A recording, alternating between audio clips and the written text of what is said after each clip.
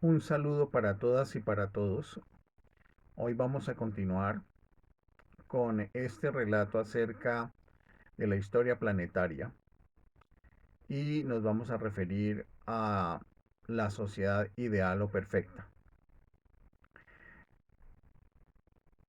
Al igual que la humanidad tiene una imagen divina, de la misma manera la sociedad en la que ésta evoluciona también posee una imagen divina basada en el diseño arquitectónico de la Nueva Jerusalén, concepto recogido por el apóstol Juan en el libro de el Apocalipsis.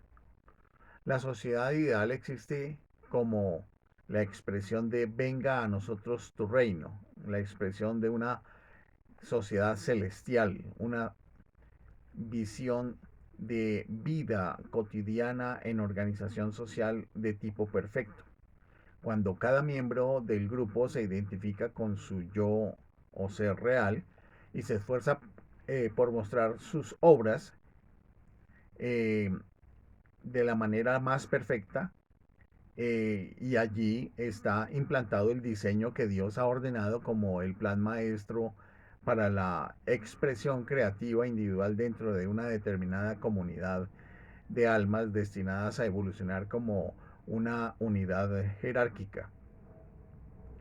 El recuerdo externo de pasadas eras de oro hace mucho tiempo se ha borrado de la conciencia de la humanidad, pero el deseo de la gente por el progreso social y el buen gobierno apunta al recuerdo interno de las almas que saben que existe un modo mejor porque han experimentado ese modo anteriormente. Los archivos y registros de civilizaciones de eras de oro han sido enterrados no solo con los continentes que se hundieron en el Atlántico y el Pacífico, y con los restos de otras civilizaciones que han sido destruidas por cataclismos, sino también en los rincones del subconsciente de todos los que evolucionan en este planeta. Además, han quedado impresos en los éteres sobre esa sustancia y dimensión conocida con el nombre de Akasha, donde pueden ser leídos y estudiados estos registros por un clarividente. Aunque la humanidad ha estado evolucionando sobre este planeta Tierra durante cientos de miles de años, como será científicamente comprobado en un futuro no muy lejano, por arqueólogos, geólogos, exploradores oceanográficos y demás científicos relacionados con el tema, que estarán trabajando conjuntamente con aquellos cuyos sentidos pueden investigar el Akasha. Su conocimiento de la historia no va más allá de 5 o 10 mil años como mucho por ahora. Por lo tanto, exceptuando hombres de tan extraordinaria visión como Platón, quien escribió La República, Sir Thomas More, que escribió La Utopía, y Francis Bacon, que escribió La Novum Organum, la mayoría de la gente perpetúa el concepto erróneo de que la sociedad perfecta es solamente un sueño, una meta cada vez más lejana que el hombre parece que puede aproximarse a ella, pero nunca lo consigue. El mandamiento del Señor Jesús, sed perfectos como vuestro Padre que está en los cielos es perfecto, es para las naciones así como para los individuos. Y es posible conseguirlo porque la perfección es el estado natural del ser humano hacia el cual el alma siempre gravita y porque ha sido conseguido anteriormente. Como exactamente los individuos y las naciones pueden conseguir este nivel es el tema que estamos desarrollando a lo largo de estas disertaciones. Ahora examinemos las civilizaciones de oro que se levantaron en Lemuria y en Atlántida. Y de a poco iremos explicando cada una. Estas civilizaciones estaban compuestas por almas, entiéndase, corrientes de vida que vinieron como espíritus chispas desde el gran sol central, que es el núcleo central de la creación de nuestro universo, y cuyas almas descendieron a la forma física con el proyecto de conseguir la automaestría en el tiempo y el espacio donde estaban destinadas a manifestar en esferas más densas el concepto inmaculado de la imagen real, del ser real, del yo supremo, encerradas en sus seres por el Logos todopoderoso, entiéndase, el Cristo universal. Durante estas eras doradas, estas corrientes de vida vivieron en la pureza y esa inocencia infantil de la que Jesús habló a menudo a sus discípulos como necesaria para entrar en el reino de los cielos. Inocencia de motivación egoísta o dañina, inocencia de dualidad y de deseo carnal, inocencia de conciencia sintética y de velo de energía, es decir, del mal.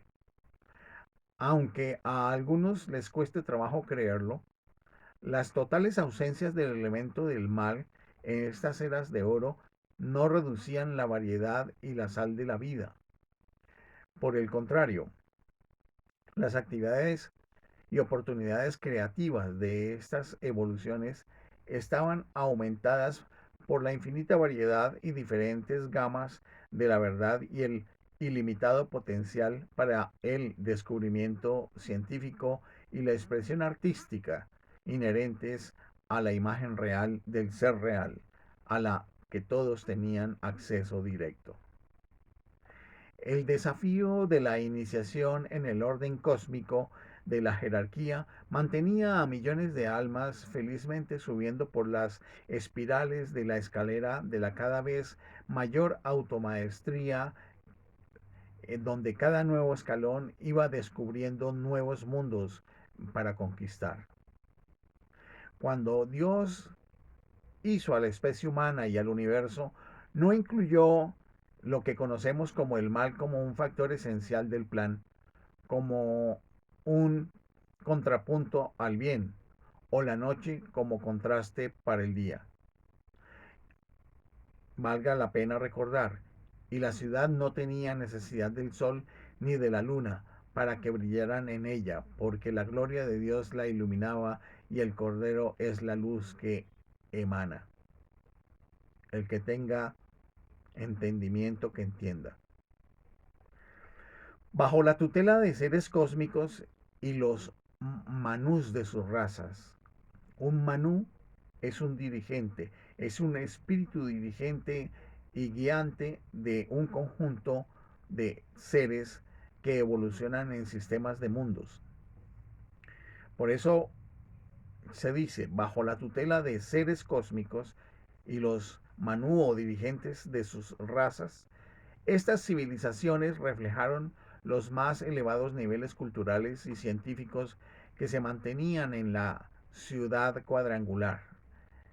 La ciudad cuadrangular se refiere a una civilización de perfección absoluta, donde el proceso de evolución y generación de producción cósmica perfecta, de logros espirituales, de logros científicos, de logros artísticos, de logros en todas las expresiones de la belleza y la armonía cósmica se daban.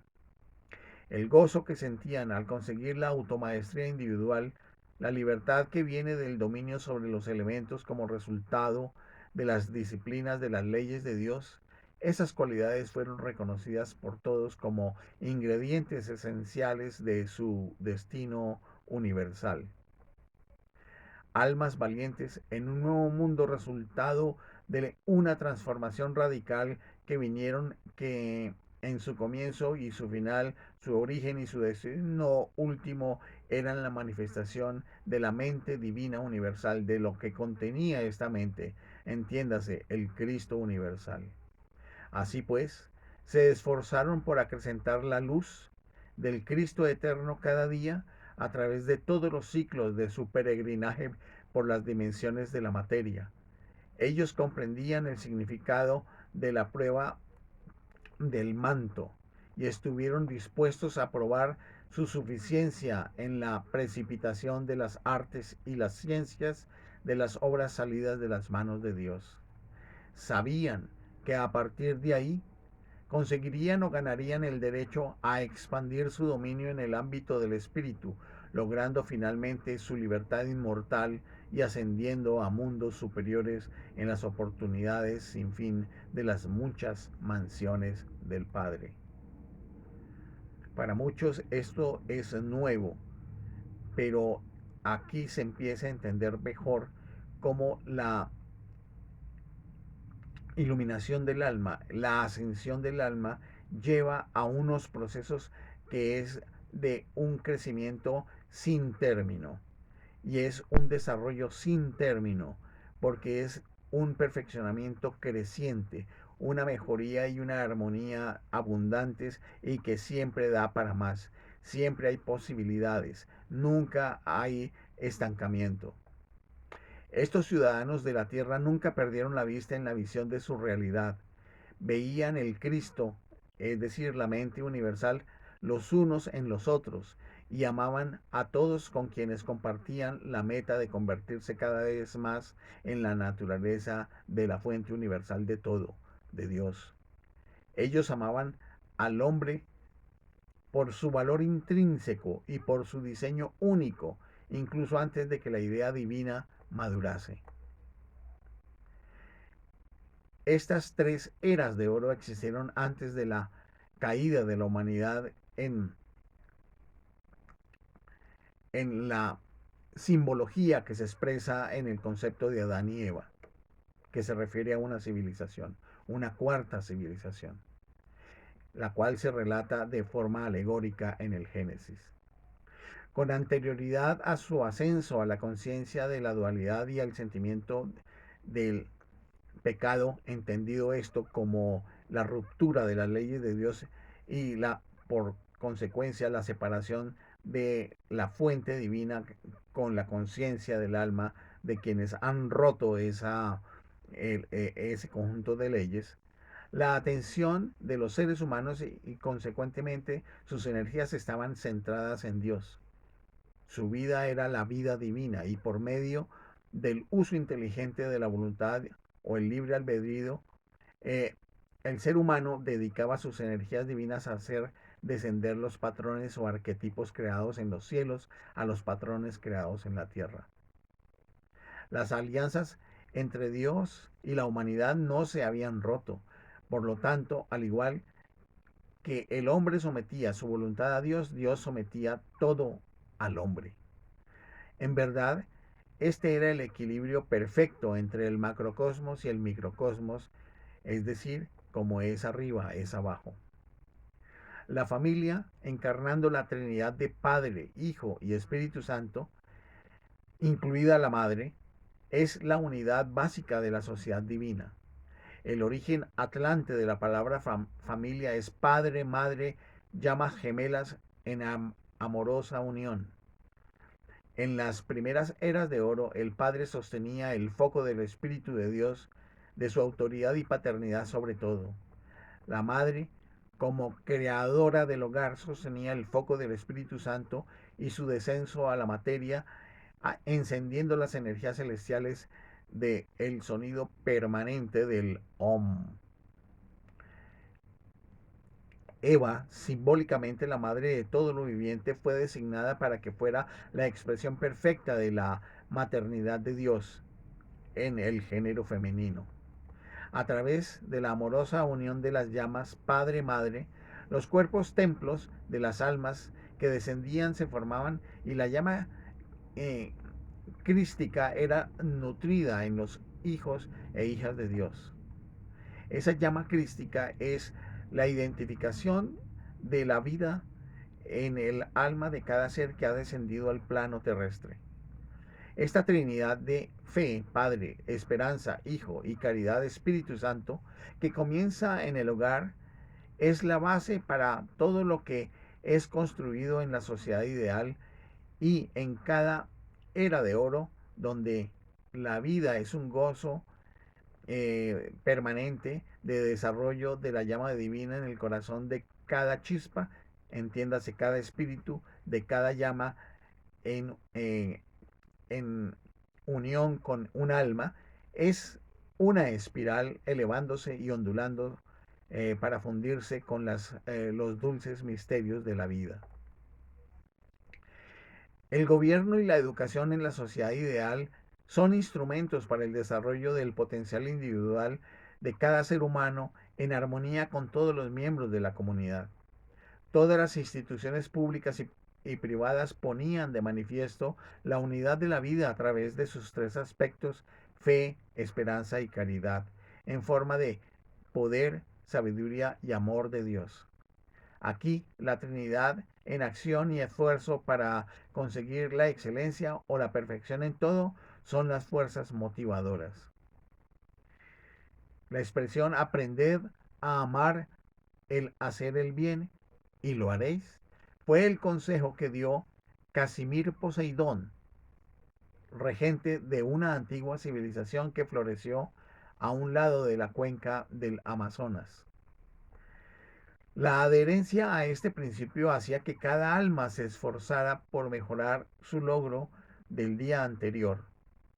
Toda forma de actividad, desde el atletismo hasta el servicio mutuo, era visto como recreación, la recreación de las cualidades del Espíritu Santo en el hombre y en la naturaleza. La competición entre gentes nunca fue un factor de motivación. La única competición que el hombre conocía era la que él practicaba consigo mismo para poder trascender su anterior logro por medio de la invocación de más luz a través de mayor maestría en las energías y talentos confiadas a su cuidado. Si la humanidad de hoy podía efectuar una más perfecta unión con la vida que lo hizo ayer, su recompensa estaba en ese logro y su copa estaría llena. Era una competencia consigo mismo. Contrariamente a la idea de que la humanidad es pecadora y que gravita hacia los elementos más bajos e ínfimos de su naturaleza, los seres humanos, hombres y mujeres, son inherentemente buenos. Los seres humanos se polarizan hacia el bien y hacia los más altos representantes de la bondad divina. Por lo tanto, la relación de el individuo con el todo, la parte del bien hacia el todo del bien, es mantenida en una perspectiva apropiada dentro de la sociedad ideal, tal como los radios son a la rueda de la vida. La relación de las partes individuales entre sí está igualmente honrada, pues todo admite la autonomía de las partes dentro de un marco de referencia dado. Así, así pues, la regla de oro es la nota clave de las relaciones sociales en la sociedad ideal. El contacto con el centro del ser divino da a todos los seres humanos una razón de ser, un sendero que seguir, una espiral de dirección que conduce al auténtico pináculo de la vida. De esta forma prevalece un sentido de expectación y los seres humanos responden a su capacidad ordenada por Dios de convertirse en todo lo que Dios realmente es. Desde la base de la pirámide de la vida se alza el equilibrio de la conciencia crística, de la conciencia de la mente divina en cada ser, como el ideal que todos tienen que lograr, no importa cuál sea su llamada de Dios, es decir, no importa cuál sea la misión que cada uno tenga. Aunque todos son creados con igualdad de oportunidades, no todos son iguales en la sociedad ideal, porque según cada individuo multiplica los talentos que Dios le ha dado, así asciende en la escala jerárquica, tal como uno se, eh, se muestra fiel en unas cuantas cosas, así gana el derecho de dirigir a aquellos que tienen menor logro y a educar a los que siguen sus pasos. Los líderes de la sociedad ideal son sacerdotes, reyes, científicos, porque no existe separación entre el gobierno, la ciencia y la religión. Pero la religión entendida en una perspectiva no como actualmente se tiene en la tierra, sino como un proceso de unión de las almas a través de la conciencia del Cristo interiormente dada en el corazón y conectada en los planos superiores. Esa religión que es vivida internamente y colectivamente. Esta religión con esta ciencia y este gobierno que son vistos como una manifestación de la tripartita llama de poder, sabiduría y amor. Las posiciones en los puestos de autoridad en los templos y en las instituciones gubernamentales, educativas y científicas en la sociedad ideal son concedidas a aquellos iniciados que han superado ciertos grados de automaestría y que por lo tanto están cualificados para dirigir y tomar las decisiones en el nombre de los que aún no han pasado estas pruebas e iniciaciones que todos tienen que aprobar en algún momento con el fin de ganar su propia inmortalidad. Las leyes de la sociedad ideal están basadas en la ley cósmica que el Creador puso en las partes recónditas de la humanidad, cuidadosamente que están escritas en su corazón.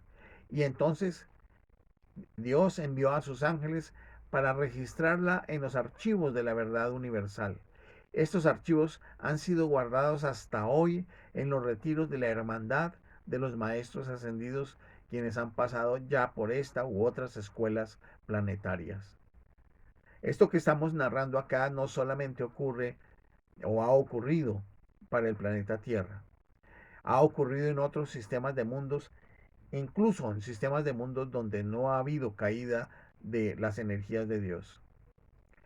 El iniciado más avanzado dentro de una civilización de era de oro que domina estas tres ramas de la ley cósmica que hemos venido describiendo, se convierte en la autoridad directora y regidora del planeta bajo la guía de los maestros ascendidos y los seres cósmicos que tienen a su cargo el planeta a niveles internos. El iniciado es el pilar que está en el punto de unión o nexo de una figura del 8 en términos como una significación del infinito.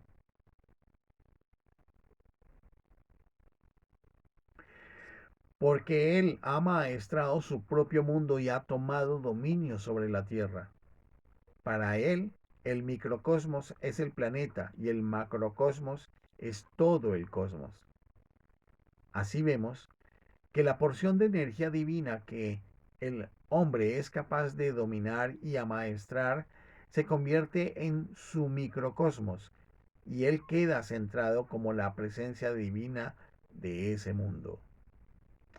Su conciencia es el superego, entiéndase, el Cristo personificado para millones de corrientes de vida que no han evolucionado aún hasta el punto de manifestar completamente la acción de su propio potencial crístico. A través de la conciencia del iniciado regente, fluyen las energías desde el corazón del sol y él mantiene el equilibrio del poder, la sabiduría y el amor para todos los que evolucionan en el planeta a medida que estos van desarrollando el diseño cósmico de la ciudad cuadrangular, es decir, de la ciudadela perfecta en el ser de su propia conciencia. Al tener este cargo, el regente es responsable de enseñar al pueblo cómo sintonizarse con el flujo de la energía que viene de la única gran fuente de la vida.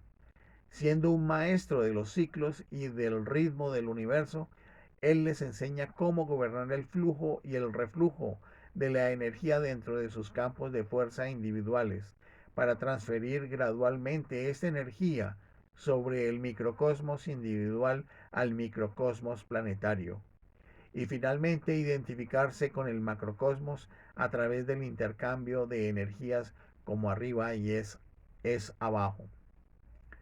Hay algo que hay que recordar. Cuando estamos hablando aquí de energía, estamos hablando de los flujos de la energía del Espíritu, lo que conocemos como Espíritu Santo. La totalidad que tiene que ver con esa identificación del regente con su ser o yo real, es decir, con su divina presencia yo soy, es la base de su maestría ganada durante largos periodos de tiempo de estudio y aplicación de las leyes del universo.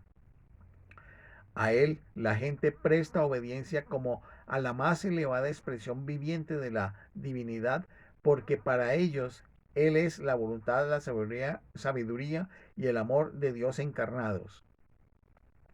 Recordemos, esta es una descripción de lo que ocurre en las sociedades ideales y que ha ocurrido ya en 3 oportunidades dentro del planeta Tierra. Aquellos que reconocen la autoridad de Dios en el hombre tienen así el derecho de regir como Dios sobre los hombres en la sociedad ideal. Y este es el doble significado de la palabra gobierno. Aquí se requiere que muchas veces se repase estas descripciones porque tenemos arquetipos de pensamiento actual que nos impiden poder tener una comprensión cabal de esto. Aquí es que reconocer que el iniciado que tiene el gobierno en la sociedad ideal es la representación de la conciencia divina para aquellos que aún no han logrado esa automaestría. Así pues, como el Cristo es la cabeza de cada hombre y la piedra angular en el templo del ser, así Él es la cabeza de la sociedad ideal, cuando es representante del Cristo en la sociedad. Y aquel que encarna la mayor medida de la conciencia crística es el más cualificado para gobernar, porque está en mayor contacto con la presencia de Dios. Por lo tanto, la manifestación del Cristo universal está reconocida como la meta más elevada de todos los miembros de la sociedad. Sin la adhesión de todos a esta meta, una civilización de oro no puede perdurar. Debido a que la gente de la Tierra actualmente no comparte esta meta, la sociedad ideal no existe en la Tierra hoy en día. Aquí debo hacer una detención dentro de esta descripción para poder explicar también cómo en la interpretación de toda esta descripción se pudiera entender que hay algunos gobiernos actualmente en el planeta que son llamados gobiernos teocráticos y pudiera asimilarse lo que estoy describiendo como si fuesen gobiernos teocráticos.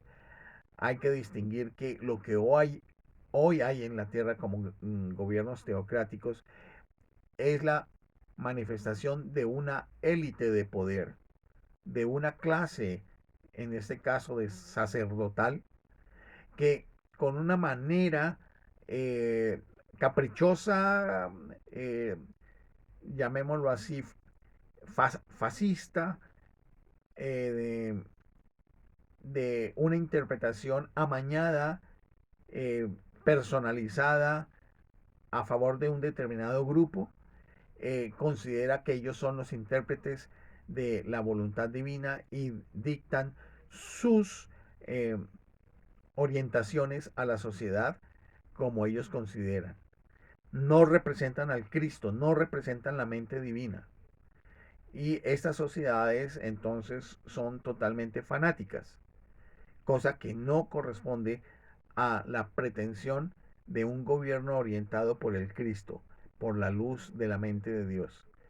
No corresponde. Por eso hoy no hay ningún tipo de sociedad ideal dentro del planeta Tierra.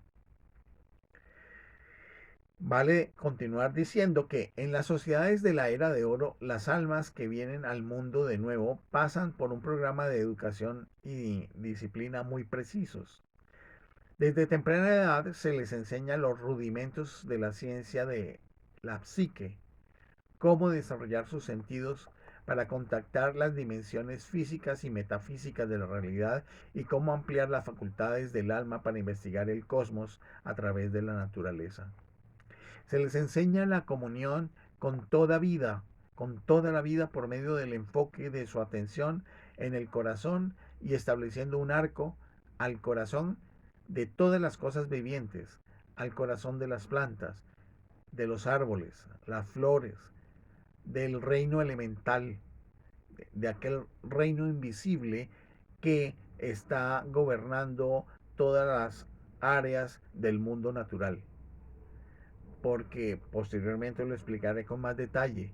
Existen tres oleadas de creación: las oleadas de los seres, de los elementos, los creadores de las áreas elementales, la de los seres mensajeros, o sea, de los seres angélicos, y de los seres gobernantes de la mente crística, la humanidad o humanidades.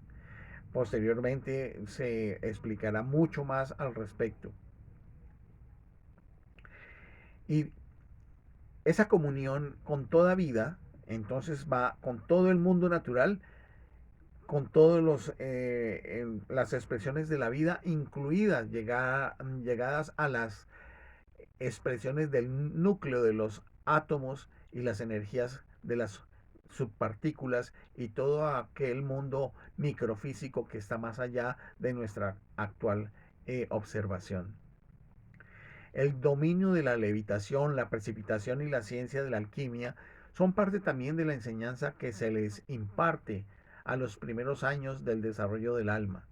La educación superior está basada en una serie de iniciaciones conducentes a conseguir la maestría cósmica, en la que los individuos se cualifican para ocupar puestos en el gobierno, la ciencia, la educación y el servicio en el templo, para esa relación directa y plena, tanto individual como colectiva, de la relación del alma con la fuente suprema, donde allí está la verdadera práctica religiosa. La espada llameante es el símbolo de la sabiduría divina que guarda las instituciones de aprendizaje y el camino de las sagradas energías del árbol de la vida en todos los que entran allí. La espada simboliza la división del camino entre el reino de lo real y el velo de lo irreal. En la sociedad ideal, el concepto de irrealidad es enseñada en forma alegórica, ya que las almas que evolucionan allí no tienen experiencia directa de la imagen sintética o artificial que se produce cuando el hombre baja su mirada desde la perfección a la imperfección. Así pues, se requiere un estudio de historia cósmica y por lo tanto se revisan cuidadosamente los registros akáshicos de otros sistemas planetarios. Las causas iniciales y las consecuencias de largo alcance producidas por el fracaso individual y colectivo en mantener el nivel de unidad en otros planetas dan suficiente prueba a los que evolucionan en estas eh, primeras eras doradas, de las cuales estoy haciendo la descripción, de por qué ellos deben utilizar su libre albedrío para invocar la voluntad de Dios y su reino para que vengan a la tierra. Observen que estoy hablando como en presente, es como si me trasladara en ese momento a esas tres eras doradas que ocurrieron hace ya varias decenas y centenas de miles de años en este planeta. Eso ocurría y eso se daba, y la aspiración es que vuelva a darse dentro del planeta. Los poderes que ostentaban esas corrientes de vida, que fueron las primeras en pisar el virgen suelo de la tierra, quienes nunca conocieron el sentimiento de limitación o de lucha, o incluso el peso de un cuerpo físico denso, tal como el que nosotros llevamos ahora, podrían ser consideradas como milagrosos para aquellos cuya memoria solo abarca relativamente un corto periodo en este planeta, eh, que ha estado inmerso en nuestra civilización y nuestra conciencia actualmente sintéticas. Las almas mantenían la vida en un cuerpo durante 1000 años y cuando reencarnaban recordaban y conservaban las facultades de las vidas anteriores, incluyendo la maestría que habían logrado.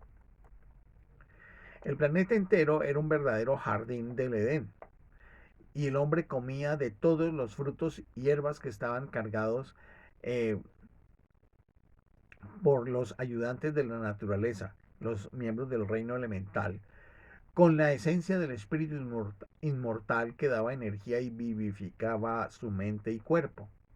El suelo, atención, era transparente como el cristal y los rayos del sol en el centro de la tierra brillaban suavemente bajo los pies del hombre. Vale decir, el planeta en la parte central tiene un sol de concentrada densidad. La Tierra, al no poseer ningún velo de energía, es decir, nada destructivo ni dañino, era totalmente transparente. Y aquí hace que recuerde cuando tuve la experiencia de visitar en otros planos una sucesión de 5 planetas que todos eran de cristal y ellos estaban unidos entre sí por unas especies de cadenas energéticas de color dorado. Esto me hace acordar de esa visión que era en un lugar, en un paraje muy lejano de este sistema solar en el cual estamos. Pero el hecho es que es evidente que en esa época había una limpieza tal, una pureza tal, que el suelo del planeta era totalmente transparente y por lo tanto los rayos del sol densificado en el centro del planeta, brillaban suavemente bajo los pies de los seres humanos. Durante el periodo de descanso, cuando las almas de los hombres juntos con sus vehículos inferiores eran recargados para otra ronda de servicio, había siempre una radiación permanente y brillante que venía del núcleo del fuego blanco como una aurora boreal. Así pues, la oscuridad total era desconocida y el mal como velo de energía no era más real que un cuento de hadas lo es hoy para nosotros. Al Todopoderoso el hombre le dio gloria por cada logro. El sol que regía el día era el foco de su adoración, símbolo del desarrollo del unigénito de Dios, cuya promesa era cumplida en cada ser, en cada uno. Las estrellas definían los intervalos de tiempo y espacio y eran los reflectores gigantes de la adoración sublime de los seres humanos al único ser supremos. Coordinados, cristalinos, marcando sus cursos pasados, presentes y futuros, ampliaban los sentimientos místicos de los seres humanos por el gozo celestial que ondeaba a través de algo que se llama la red de la vida dentro del cosmos o antacarana de la vida del cosmos. Hace más de 50.000 años, este ser que he mencionado varias veces, el maestro Saint Germain, en su momento dirigió una antigua civilización que alcanzó grandes alturas donde hoy es el desierto del Sahara. Aquí, al tiempo que los hombres reconocían su fuente divina, la verdadera libertad cósmica era conocida por cada individuo, una libertad que ni siquiera ha sido soñada por hombres y mujeres del siglo XX, del siglo XXI, quienes apoyan derechos y causas y movimientos, pero no conocen la libertad del alma. Posteriormente, los seres humanos comenzaron a olvidar la fuente de donde venían sus energías, es decir, la fuente divina.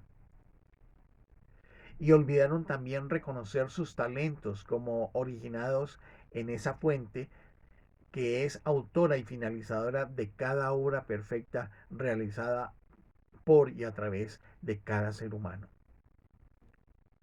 Esta civilización se hundió cuando, después de repetidas advertencias por parte de los maestros ascendidos que habían guiado su destino, y la gente no escuchó, la gente continuó con sus modos separatistas, ignorantes, desconocedores del origen de todos sus bienestares y posibilidades. Inevitablemente, cuando los seres humanos atribuyen sus victorias y sus logros al plano del ego, en vez del plano del yo superconsciente del Cristo, entiéndase, pues eclipsa la luz del sol cósmico dentro de su ser y su poder, su sabiduría y su amor son disminuidos de manera análoga. Así, la cortina o el telón bajó sobre otra era de luz y vida abundante que existió. Los jerarcas se retiraron, los jerarcas cósmicos, los patrocinadores de, de esta civilización, y la gente bajó a la conciencia de la dualidad que siempre trae sufrimiento y trabajo, como azote del karma individual y colectivo que intenta hacer surgir una renovada búsqueda de la prístina pureza que había sido perdida. La moraleja de la historia del paraíso perdido y de toda civilización caída en la ruina es que los seres humanos tienen que considerar a Dios como el origen de todas las cosas. Entonces Él nunca confundirá la fuente con la corriente. Tal como dijo Jesús, mi Padre hasta ahora trabaja y yo trabajo. ¿Y qué significa? Es que en lo que yo hago, Dios es el que lo hace.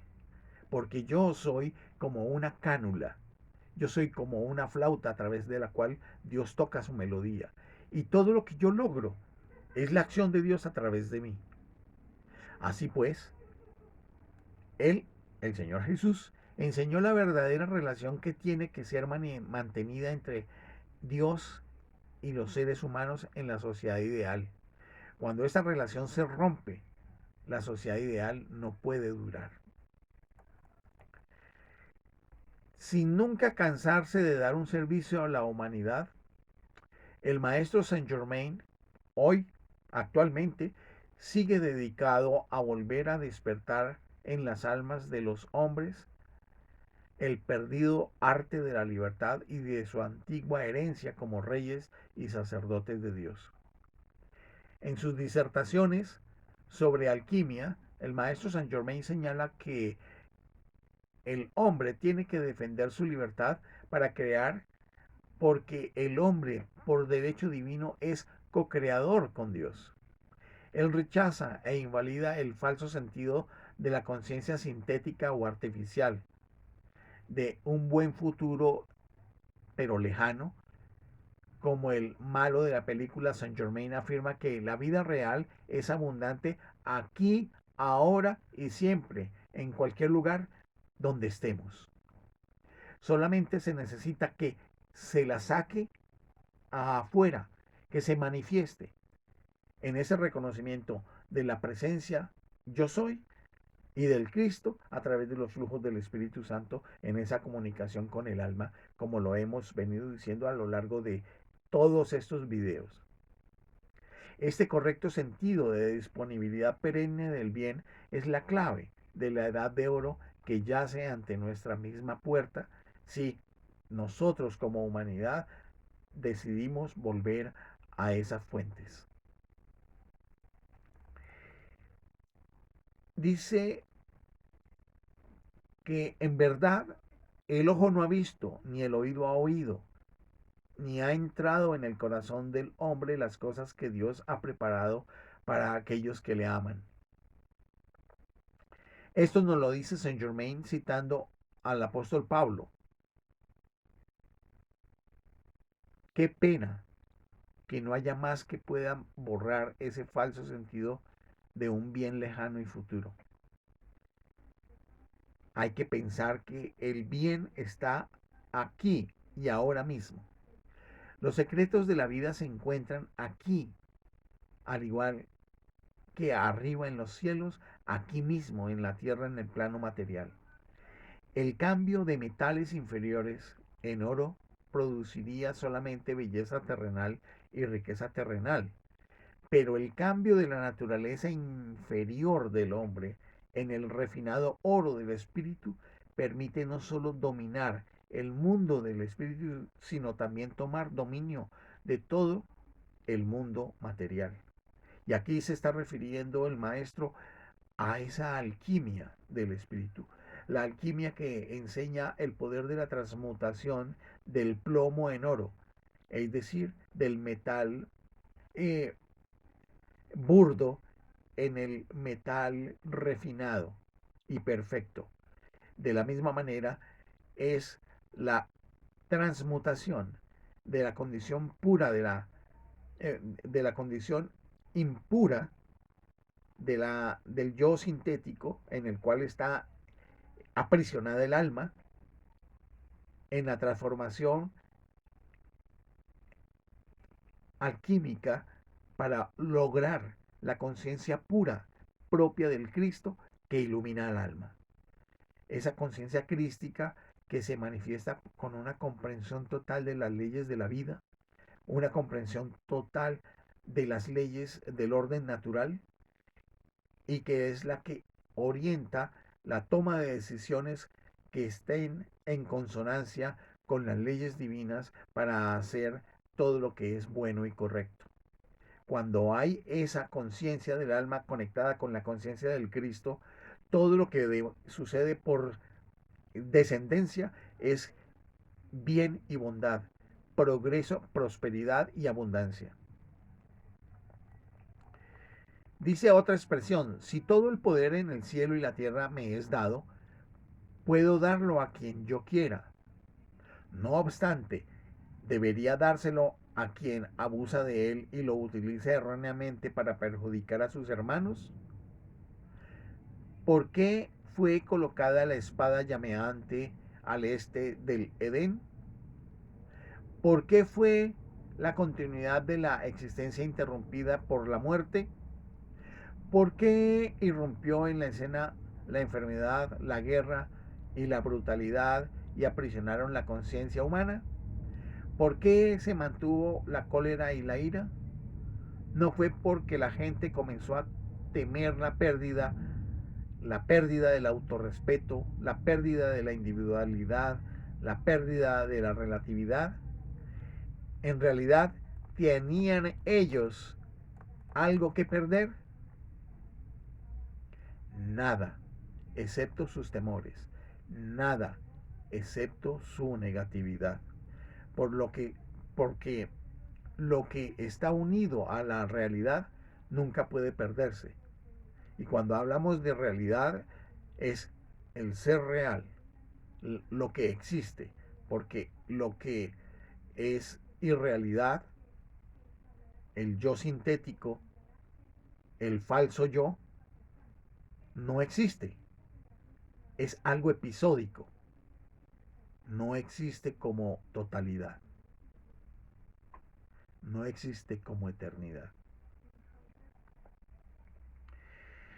Dice el maestro, dejad que los hombres aprendan a vaciarse a sí mismos por completo de sus apegos a la tierra, para que comiencen a entrar en la mente y el espíritu infantil de la inocencia creativa. Los más grandes ángeles que guardan el camino del árbol de la vida no pueden negar el acceso al Edén de los que se han reunido con la total inocente mente de Dios. Esa total mente inocente de Dios es la mente crística.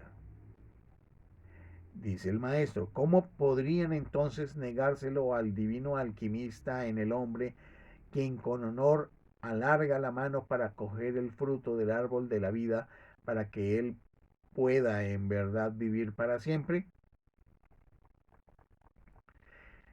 El significado de la alegoría es muy simple.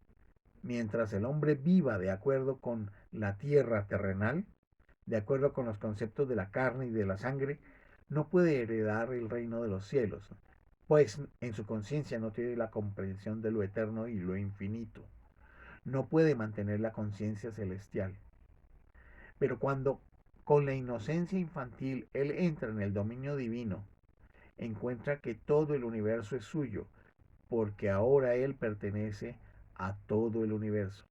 Y esto se hace en esa relación de la conciencia del alma con la conciencia del Cristo. Esta dulce sumisión a las poderosas corrientes de la ley cósmica y la pureza le muestra la necesidad de, desde las octavas o planos superiores de la luz hacia las ramificaciones inferiores del ser, el poder y la gloria, la victoria y la superación, la transmisión y la transmutación de las energías mal calificadas. El hombre, los seres humanos, tenemos que abandonar el brillo y el glamour. Tenemos que reemplazarlo por la luz y la pureza y hacer todas las cosas bien. Tenemos que perseguir el espíritu de lo excelso, de lo perfecto. Tenemos que olvidar las limitaciones y todas las cosas que deben quedarse atrás del mundo material. Esas limitaciones que está en el pensamiento de imperfección.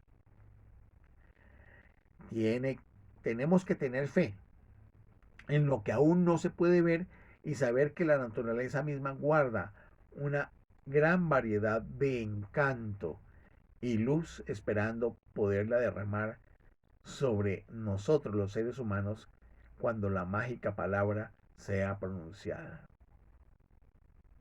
La humanidad está aburrida, frustrada, no es gentil. A través de lo que llama los azares de la vida, la humanidad ha aceptado la artificialidad que los poderes de la oscuridad han creado, extendiendo y popularizando en forma de mundana sofisticación la antítesis de la conciencia inocente infantil, la conciencia crística. Dice el maestro, vosotros sois la sal de la tierra, pero si la sal pierde su sabor, ¿con qué se salará la tierra? Reiteramos la afirmación del maestro, porque nos recuerda que el sabor esencial de la vida está en el cultivo del sentido interno de la belleza y la realidad. Yo voy a dejar por lo pronto en esta narración, donde hay una disertación muy profunda de la mente crística, hasta acá ese desarrollo.